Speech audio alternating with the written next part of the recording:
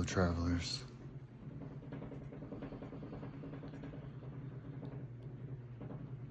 Join me on a walk through my life and death.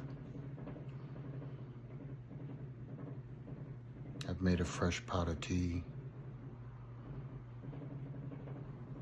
and I'm going to offer you the time it takes me to finish this pot of tea. Before I get started, two things. One, I was criticized a couple days back, called a weirdo and a creep and all this because I hide my eyes. I know what my eyes do to people, and that isn't what I'm offering you here. I'm offering you wisdom and experience via my words.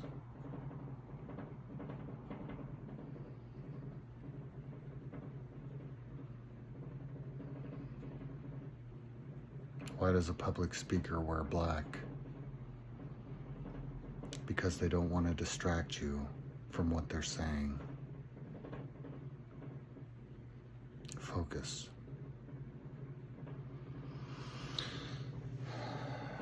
What I'd like to say before I begin on my journey of spirituality is that you cannot separate spiritual from physical.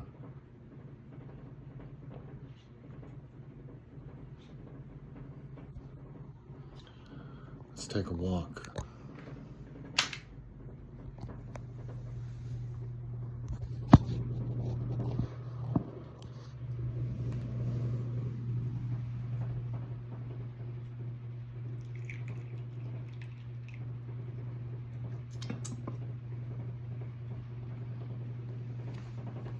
I wasn't raised religious, and although there were Italian superstitions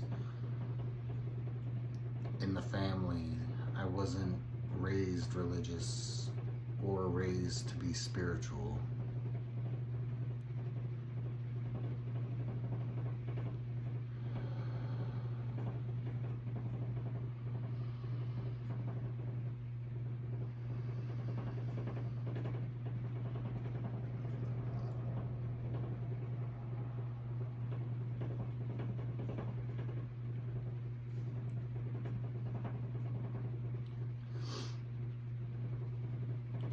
When I was a teenager, I was introduced to Taoism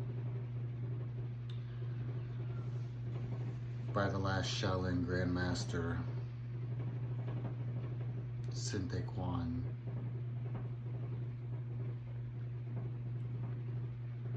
He felt that his students should be balanced between the external skills and the internal development. And so he taught both Taoism and Buddhism to us.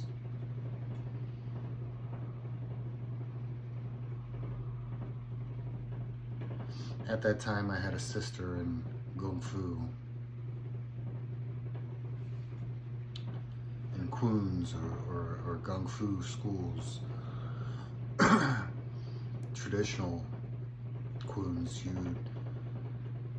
you're ranked in a family manner. It's not as much your belt, which traditionally they didn't deal with belts, but in being Americanized, when they brought it to America, Grandmaster found a benefit to the belt system as it gave Americans goals to work towards. But we were still organized traditionally by family, so if a younger student, a younger girl came in, that would be my little sister, and I was responsible for training her and keeping her safe. And this is the way things were ranked: big brother, big sister, little sister. I had a sister, a very beautiful second generation Syrian immigrant to America. She had dark hair, but she always dyed it blonde since I'd known her, since I met her. She had these beautiful brown eyes with this blonde hair. very busty. And even though she was higher ranking than me, when I came into that school, I quickly caught up to her to where we were peers, because my training ethic, I would train about 8 hours a day, even back then as a teenager.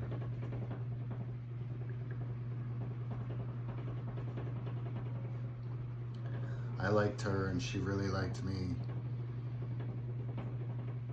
And looking back on it, it was the perfect first relationship, teenager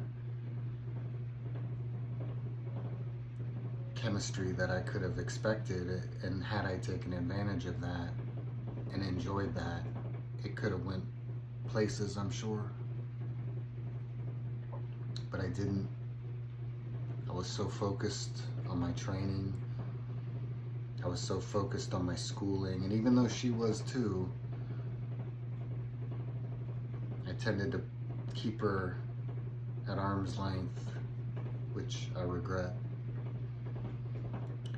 Well, one of Grandmaster's masters, he only had a handful of disciples, but one of his master's children, who grew up in Shaolin Kung Fu, was already at master status, even as, like, junior master status, even as a teenager like me. This kid who was once removed from Grandmaster, it bothered me, because I felt like this is a privileged guy due to his circumstances of his birth, and it bothered me that even though I trained 8 hours a day, he was still as good as me. Looking back in wisdom, I realized I was seeing that all wrong. Even though he had a life of privilege growing up in that environment with that training daily, my training 8 hours a day, my discipline made me as good as him. So I kind of saw it differently. I wasn't jealous of anything he had until he started flirting with my Kung Fu sister, who of course I liked, and she liked me, and she kept him at arm's length for a while, but the more I kept her at arm's length, so that I could keep being better, so I could be better than this kid, this teenager, this privileged guy. Because she eventually started hanging out with him. You can guess the rest.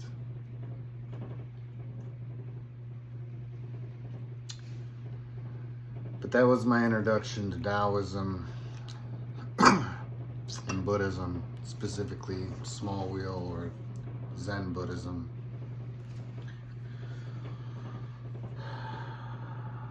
A year, 2 years later, I'm a junior in high school. There's this Christian girl who is one of the most beautiful girls in our high school. I went to Michael Jordan's high school, E.A. Laney. And so it's a big school. It's, you know, it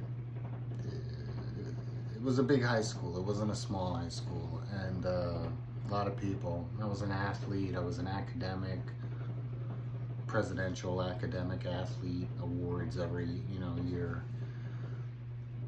Team captain of the wrestling team. I was already accomplished as a teenager, and at that time black belt level in the Shaolin Kung Fu.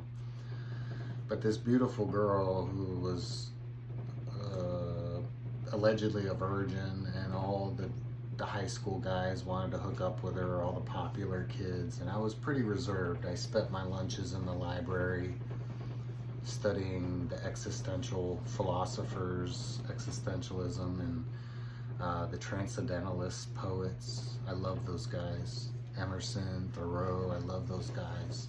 And that's how I would spend my lunch, not eating or socializing, but in the library studying philosophy, poetry. And this girl, this popular girl who was a Christian, took a liking to me. thought, well, if everybody else wants her, she must be valuable. And she had blonde hair and brown eyes, and she reminded me of my lost opportunity a couple years ago, or a year ago, with my Kung Fu sister. And so I thought, okay, I'll date her. I don't have any experience with this kind of thing, but I'll do it.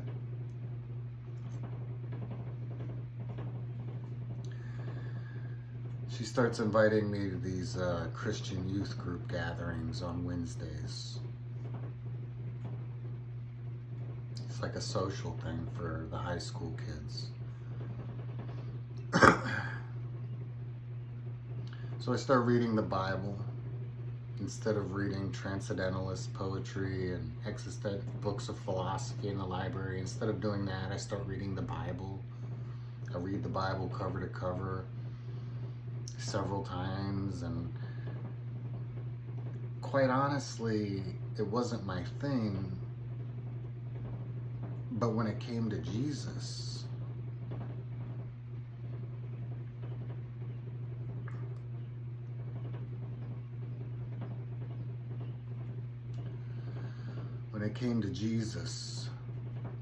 that was the most beautiful thing I'd ever read in my life. To love the Lord your God with all your heart, soul, mind, and body. To love your neighbor as you love yourself.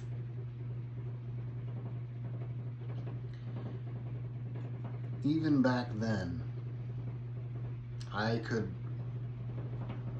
recognize and appreciate genius. I could recognize and appreciate that the more concise, the more of a message you deliver in a concise manner, it was masterful, it was brilliant, it was perfect.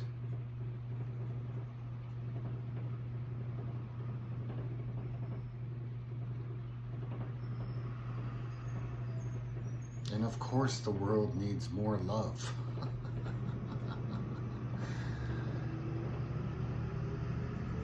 The teaching of Jesus was perfect to me, and I loved it.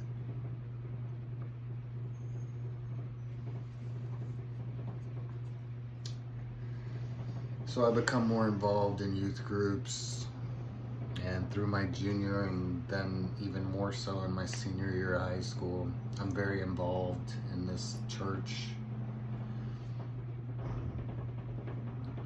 because I knew the scripture. I read it for hours a day. I knew the scripture. I approached studying the Bible the way I approached martial arts, which was with dedication and discipline. And so I knew the word, the scriptures, the Bible more than these Christians. And I felt, man, this is kind of fake. This is kind of like a teeny bopper feel-good situation with these retreats and these missionary missions, as we call them, these missionary trips during the summer. And you know, it just felt inauthentic. It felt like a show. And then when I broke up with her, or she broke up with me,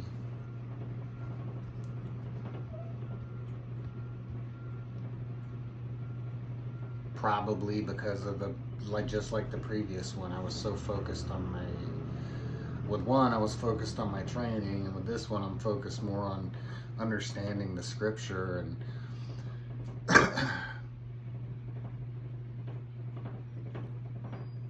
so I could have a better relationship with Jesus, with love. You know, it was always too much. I always did too much. I told you in a past video, when it comes to training, usually I just dial it to max and then adapt. And that's what I did. And that's how I've lived most of my life. Just dial it to max and adapt. Well, okay. I end up going to college. I didn't want to go to college. The people that raised me really fucked up my journey at this point. I was already, like I said, black belt level in Shaolin Kung Fu under the last Grand Master. And every school in America was allowed to send one student to China to study in the Shaolin temples for a year. And I was the best student at my school. And I received that invitation.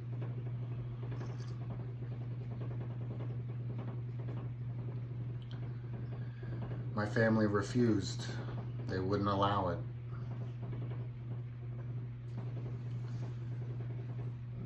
Going to China, they said I was throwing my life away. I'd be a bum.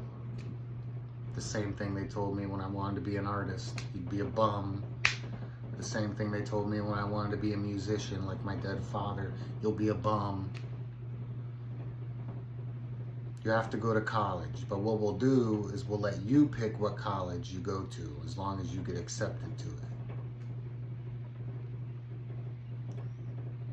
We want what's best for you, V. We want you to have a future, not to be a bum. So I said, okay. So I chose the one school I knew they would not want me to go to. I chose this Christian school, a very well-known Christian school. They had a whole wall of alumni that had become martyrs as missionaries. And when the people that raised me saw that wall when I was moving in, they were horrified. That made the whole thing worth it right there. But this school was very renowned for producing biblical scholars and authors in the Christian genre. And to this day, there's a guy. I knew him as JD, but his name is Dr. John D. Mead. He's one of the leading theologians today in the Christian world. And we went on many road trips together as freshmen. He lived literally either right beside me or right across from me, but there was 4 of us that were friends. They jokingly called me Lao Su because I was skinnier and philosophical, and I had the Taoist background. They called my roommate the Buddha. His name was Noah, but they called him the Buddha because he was large, overweight, always laughed, was always the sense of humor of the group, and he would sometimes rub his belly and do that Austin Powers thing, like, get in my belly. So me and him were roommates, so they call him Buddha and me Lao Su. Well, JD, I can't remember who his roommate was. I think it was Greer. He was a tall, well-to-do Southern Baptist, high middle class guy. And he was older than us, so everybody was like, oh, he's so mature. You know, but us 4, and then my girlfriend at the time, and a couple of her female friends, one of which may have married JD. I can't remember. No. I remember the white girl. I'm pretty sure he married. For a second, I thought it was one of the Brazilian. But we all went on road trips, man. We went to Maine. We went to Massachusetts. So one of the leading biblical scholars. We were friends. We say we're friends, but as young men and intellectuals, we got in a lot of arguments together, very heated arguments. He used to say I was Peter from the Bible and he was Paul. But we got in many arguments over predestination and free will. Back then, he was all about the Reformation and Reformed theology. But you can look him up. He doesn't go by JD now. He goes by Dr. John D. Mead, M-E-A-D-E. You'll find him all over YouTube. But that's the school I chose because I knew it would piss off the people that raised me. Like, fuck you. Okay, I can't go to China. Well, I'll go to a missionary school and then I'll become a missionary to China. Like, I'm going to find my way, okay? Well, after about freshman year, going into sophomore year, I don't know if I did a semester of sophomore, or I can't remember, but I transferred to the next largest university, or the largest university in that area I was already living in. I transferred there. It was about a 20-minute drive from that Christian college, University of South Carolina, to become a philosopher. Study East Asian studies, go back to my Taoist roots. And when I did, I started attending a Korean church, a Korean Presbyterian church, and because of my knowledge of the Bible, I already was more educated than their pastor. I was more educated than their youth pastor. I was more educated than the people in there running their church. But I just loved them because they were Asian, and I had spent my teenage years, well, my whole life in martial arts, but my teenage years into Taoism and Buddhism and East Asian philosophy. And so I loved not only the American Koreans that were like my age there at the church that I became friends with, but I enjoyed their parents, the first gen immigrants from Korea. And I just enjoyed the culture. I loved it. Korean people are wonderful people. They really are. They have their things, believe me, culturally, but they are very wonderful people. And that's why I spent so much of my life around Korean people. But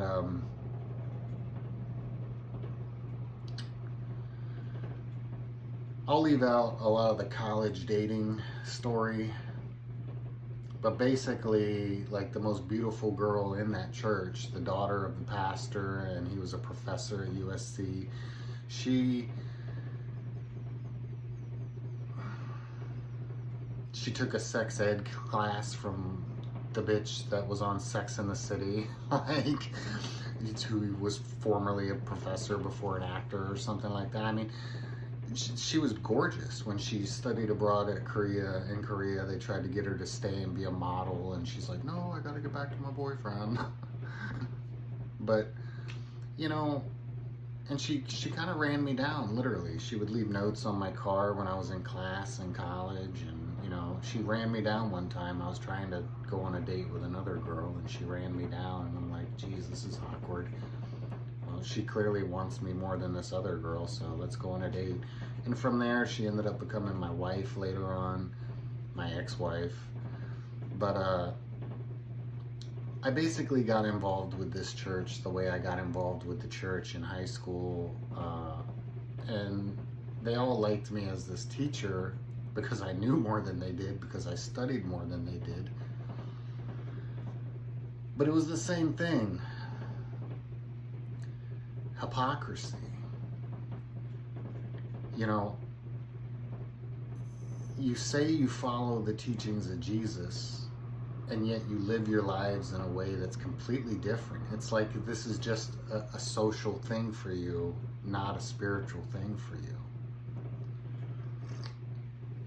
And so when I graduated college, this is just after 9/11, and then I'm going into the special operations pipeline with the United States Army. And, you know, after breaking up with my college sweetheart for a while, she took my virginity. It said in the Bible that if you leave somebody for anything other than adultery, then you'll go to hell. So I was like, yo, dude, I don't want to go to hell. Like, do you want to go to hell? Like, let's get married. Let's do the right thing. We ended up doing that after all my training in the military, and she got all the benefits for that.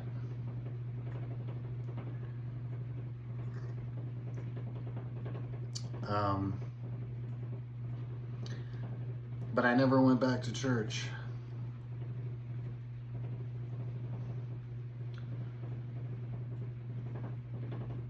Because, like today, one thing, I'm not going to be a liar, and I'm not going to be a hypocrite. So I abandoned and walked away from the church.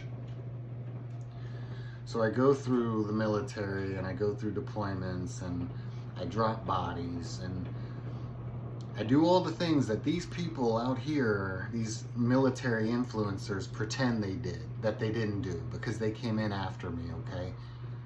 I did what they pretend to have done, what they lie to you and tell you they did. When they exaggerate their fucking stories and have people write these bullshit fiction books as if it was reality. I did the shit they claim to have done, and this fucked me up. And looking around, even in the military, looking around at these Christians, and you're killing people and you're using the Old Testament to justify what we're doing. And the truth is that's not what Jesus taught. That's the Jew God, Yahweh. That wasn't Jesus' father, and that's not what Jesus taught. Jesus critiqued Yahweh. Jesus embarrassed the Jewish rabbi by saying, would a good father do this shit that Yahweh's done? No, he wouldn't. Yahweh was not Jesus' father. But you have all these pretend military Christians thinking it's okay to pick up your gun and fight for your family and to do this. That's not what Jesus taught. So it's just like walking away from the church after college, just like walking away from that church in high school. You don't know the teachings of Jesus, and the life you live is antithetical to the teachings of Jesus, meaning you're a hypocrite. You're a liar, and you're a hypocrite. And I don't want any part of either of that. Jesus isn't some cultural phenomenon or some social aspect once or twice a week. Supposedly, your master Jesus is your savior and your soul depends on it. And I'll tell you something your pastor won't tell you. The way is narrow and few will find it. Those are the words of Jesus. And I understand those words because I look at all you fake Christians. Oh, let me go to the gun range. Let me work out. Let me do this. Let me do that. That isn't what Jesus taught. He said, turn the other cheek. Oh, Jesus will bring justice. No, Jesus won't bring justice. And he even told you the opposite. He said, you will suffer as I have suffered. This is not your home. But you all don't know the teachings of Jesus. And so the lives you live are complete hypocrites. You shame the teachings of Jesus. And unlike you, all of you, I respect Jesus too much to do that, which is why I am not a Christian. Because when Jesus says turn the other cheek, I say no, sir. I will not. And if I will not obey the teachings of Jesus, then his teachings are not for me. I can appreciate them. I understand them, and I can appreciate them. And I can honor a man like Jesus for living that. But I will never call myself a Christian because I refuse to obey all his teachings. His first 2 commandments, I'm down with you, man. That's it. But when you start getting into be a pacifist, no, sir. No, sir. I didn't train my whole life to protect myself and my loved ones so that I could just let some fucking goofball kill me or kill them. No, sir. I'm not a fucking martyr, okay?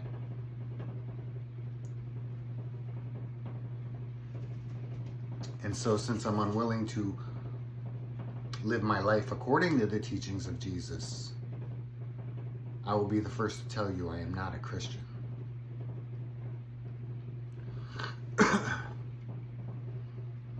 And I find it shameful. You combat veterans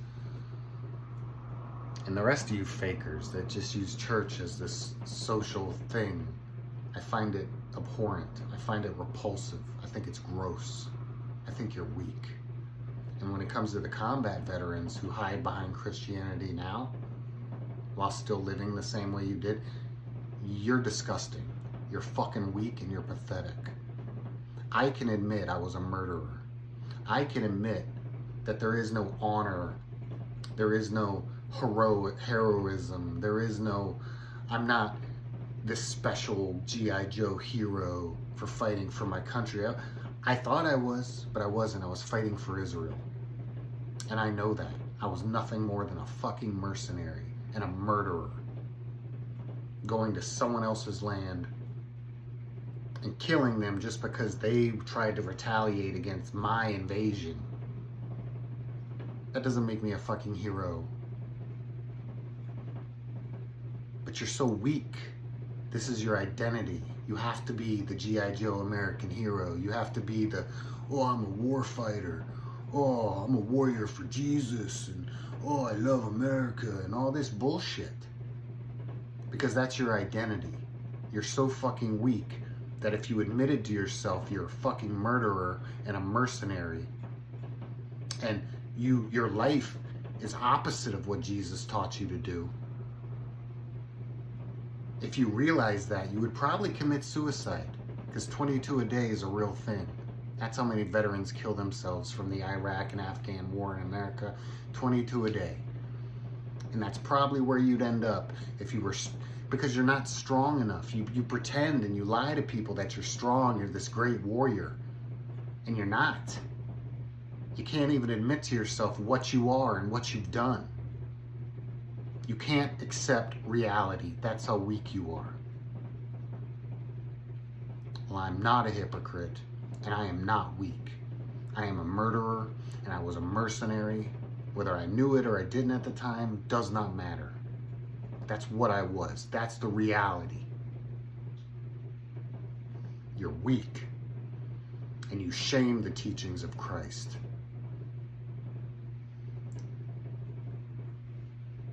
Because you're too weak to even do what he said. You hide behind your identity as G.I. Joe American hero, and you hide behind your identity as a Christian. Like, oh, wow, holy man. You're weak. You're liars. And I want no part of it. Needless to say, I went back to my Asian roots with Taoism. And it was during this time, I kind of left it out, but it was during this time I found this Thai restaurant. And it was literally owned by like the government of Thailand. They had this picture with their president or prime minister. I don't remember what they call him. Hell, they might even call him the emperor of Thailand. I don't remember. But they had this picture, and the restaurant was endorsed by the government of Thailand. And there was this old Asian guy that owned it. Mean as fuck, this guy. Mean and racist as fuck. And I know that because every week on Friday night, I would go there and I would buy a different meal going down his menu every week. And he began to get curious about me and talk to me. That's how I know he was racist. Because he's friendly to everybody off the bat.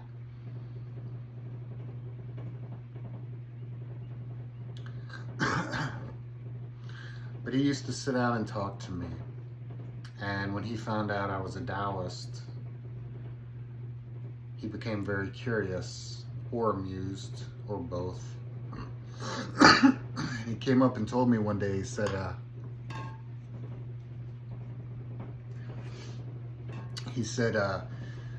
Taoism is incomplete.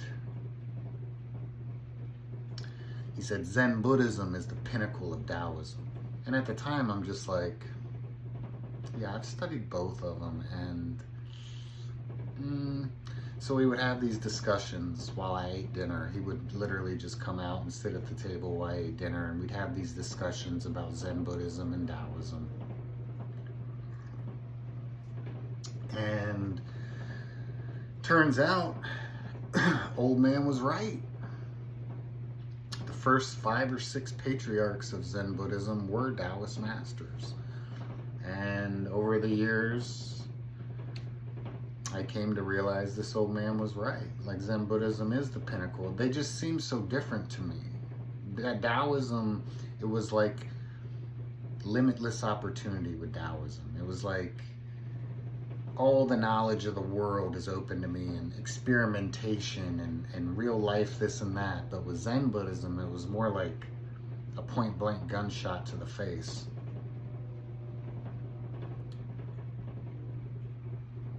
And I was just like, you know, Zen Buddhism feels like a knockoff of Taoism if you're going the monk route. Because there's Taoist monks and temple Taoists and isolationist Taoists. Taoism is very vast. And it just, they felt different to me. And I was like, how is Zen Buddhism the pinnacle of Taoism? Taoism seems so much greater in the sense of all-encompassing. Like in Taoism, a Taoist master is expected to have cultivated their own morality, their own personal code, their own personal morality. And that morality, the only stipulation for developing your code of morality is that that code of morality should be so encompassing that you could go to another planet with aliens and they would find you ethical. You know, your code of ethics, your morality should be so encompassing that you could go to a strange world with different beings and they would still find that you're ethical. They would still find you as a good human being. And Zen Buddhism was more like, pop, go do the dishes. So at the time that I was having these discussions with this old man, even though I did appreciate our discussions, I never realized how accurate he really was.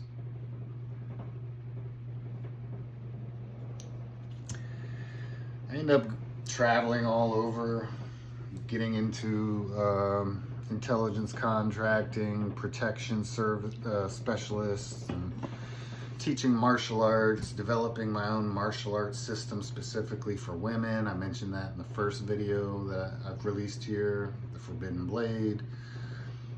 At this point, I had already mastered a couple martial arts. I was black belted in multiple martial arts. I had studied over a dozen martial arts and created my own.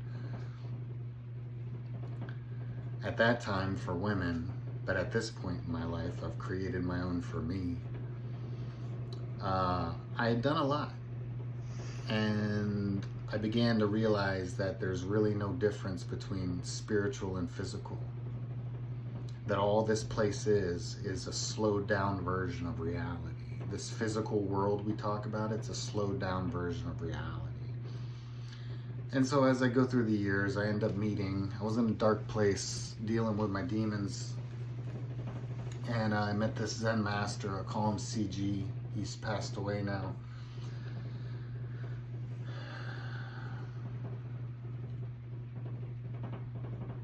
I've tried to do videos about Master CG before.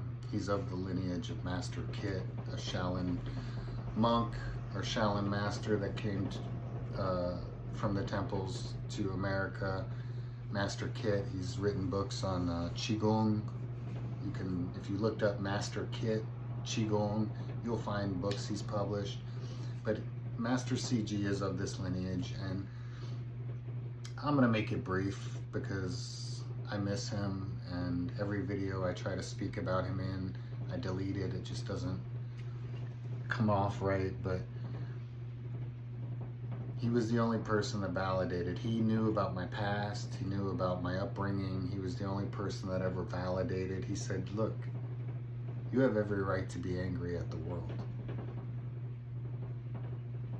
You're justified. Your anger is justified.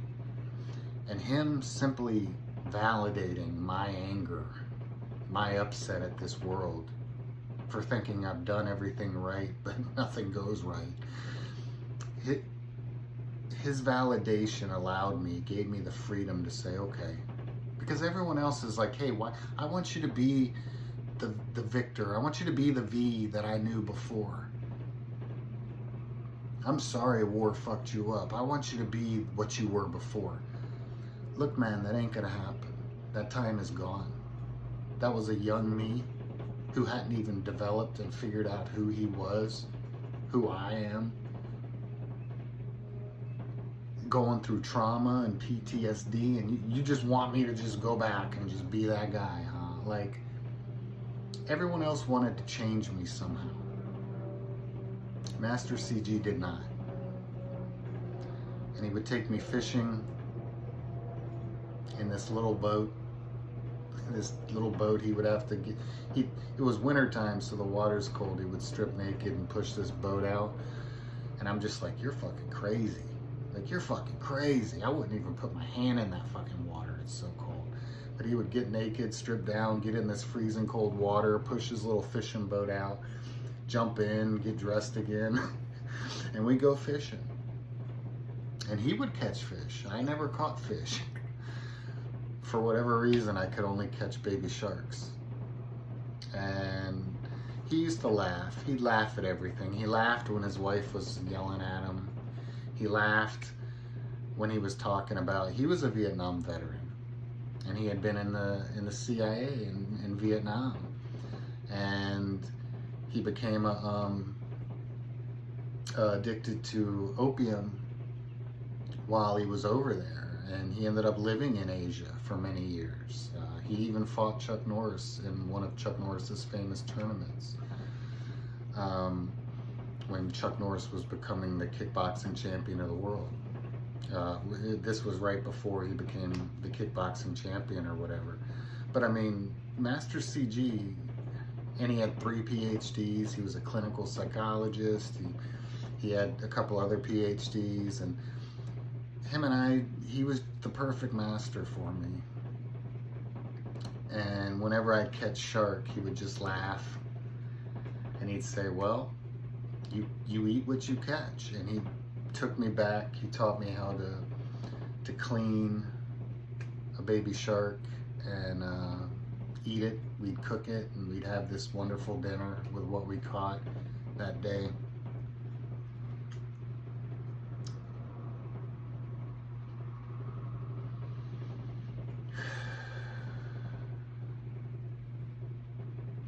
He was the one, I've mentioned in another video, he was the one that said, V, you can either be right or you can be happy, but you can't be both.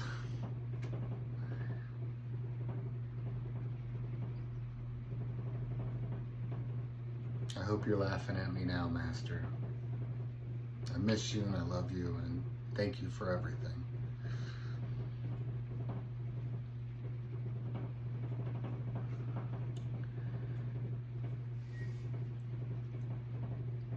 I've come to this point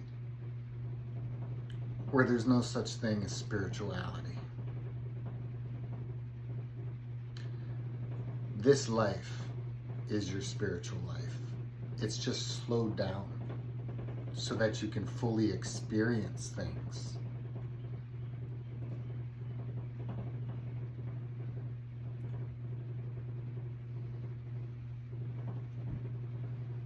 There's no separation between spiritual and physical. And I want to end with this.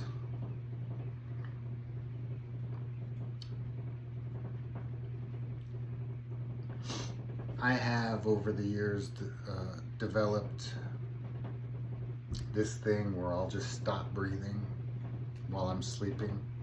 I know it has a name. I don't care.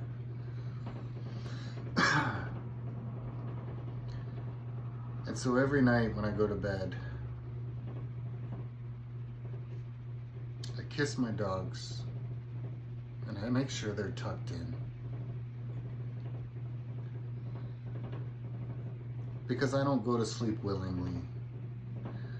I continue surfing the information space until exhaustion begins to take me. And then when I feel it coming, I know I got a couple minutes. So I give my dogs a kiss. I make sure they're tucked in. And when I close my eyes,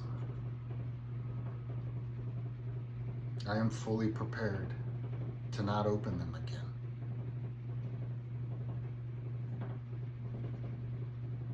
Every night, I close my eyes, I'm preparing for death.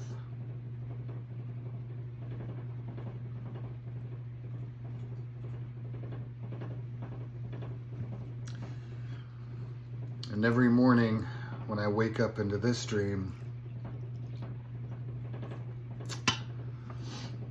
I realize, okay, here we are. Again.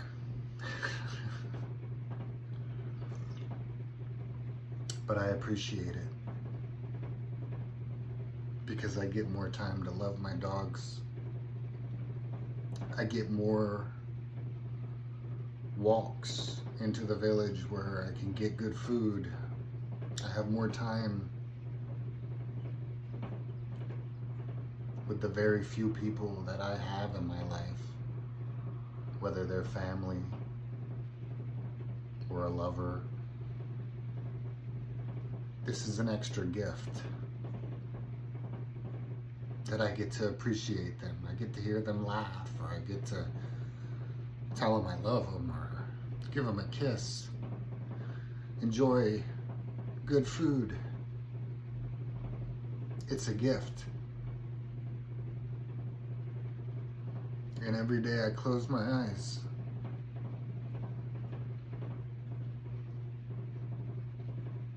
I'm just thankful that I had another day to enjoy this gift.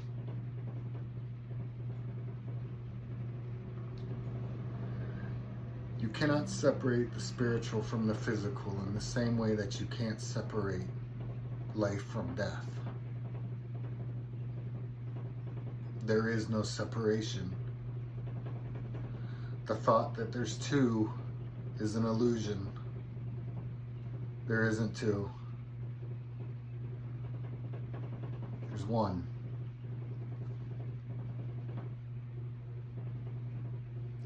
You cannot separate what is outside your skin from what is inside your skin. That separation is the illusion. You cannot separate what is outside your skin from what is inside your skin. This can be applied to spirituality. It can be applied to social issues, social problems. It can be applied to justice. It can be applied to love. You cannot separate what is outside your skin from what is inside your skin.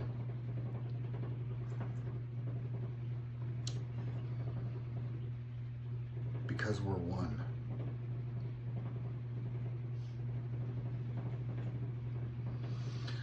Oh, look at that. I guess I'm a liar. I didn't even finish my pot of tea.